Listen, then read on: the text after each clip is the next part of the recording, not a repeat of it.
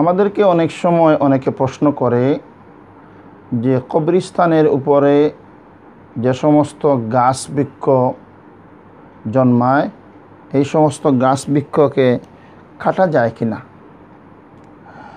পবিত্র কোরআন শরীফের মধ্যে মহান আল্লাহ পাক রব্বুল আলামিন উল্লেখ করতেছেন, বিসমিল্লাহির রহমানির রহিম, ওয়াইম মিন শাইইন ইল্লা ইউসাব্বিহু বিহামদি ওয়ালাকিল্লা তাফকাহুনা তাসবিহাহুম।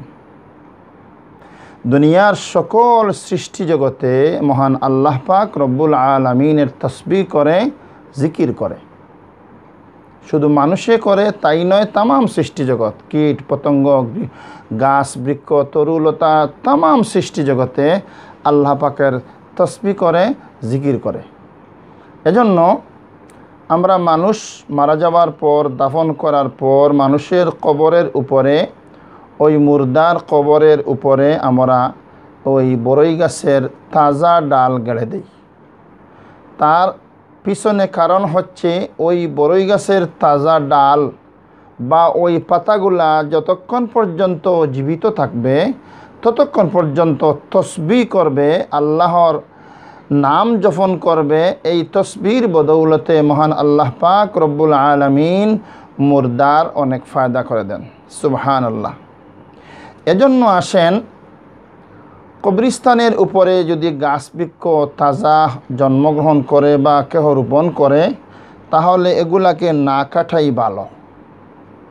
তবে কথা হলো, যদি গাছগুলা মরে যায় কিবা তো নষ্ট হয়ে যায়, এরকম মরা গাছ, নষ্ট হয়ে যাওয়ার গাছগুলাকে কাটা জায়েজ আছে। এগুলা কেটে পরিষ্কার করে আপনি জীবন্ত গাছ বা গাছের চারা, ফুল এই সমস্ত রোপণ করতে পারেন এবং এই ফুল বা এই জীবন্ত গাছের তসবিহ দ্বারা এই মুর্দার কবরের জীবনে ফায়দা হবে। সুবহানাল্লাহ। এখন আসেন আমরা দেখি কবরের উপর দিয়ে হাঁটা চলা যায় কি না। এটা কিন্তু বড় জটিল এবং কঠিন একটা বিষয়, কবরের উপর দিয়ে চলা যাবে কি না। এ বিষয়ে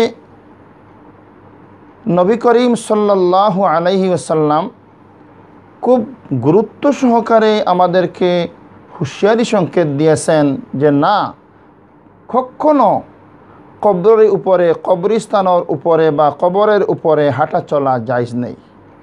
এমনকি রসুল পাক সাল্লাল্লাহু আলাইহি সাল্লাম এরশাদ করতেছেন, কবরের উপর দিয়ে হাঁটার চেয়ে আগুনের উপর দিয়ে হাঁটা ভালো। কবরের উপর দিয়ে হাঁটার চেয়ে দাঁড়ালো তলোয়ারের উপর দিয়ে হাঁটা ভালো। এ হাদিসের ব্যাখ্যায় আমরা বলতে চাই, রসুল পাক সাল্লাম আগুনের কথা কেন বললেন এবং দাঁড়ালো তরবারির কথা কেন বললেন? যেত মারাত্মক ধরনের বিষয় হচ্ছে কবরস্থানের উপর দিয়ে হাঁটা চলা। কারণ রসুল পাক সাল্লাল্লাহু আলাইহি সাল্লাম বলতেছেন, একজন মানুষ কবরের উপর দিয়ে হাঁটার থেকে আগুনের উপর দিয়ে হাঁটিতে পারলে অনেক ভালো হবে, তবুও সে যেন কবরের উপর দিয়ে না হেঁটে যায়। সুবহানাল্লাহ।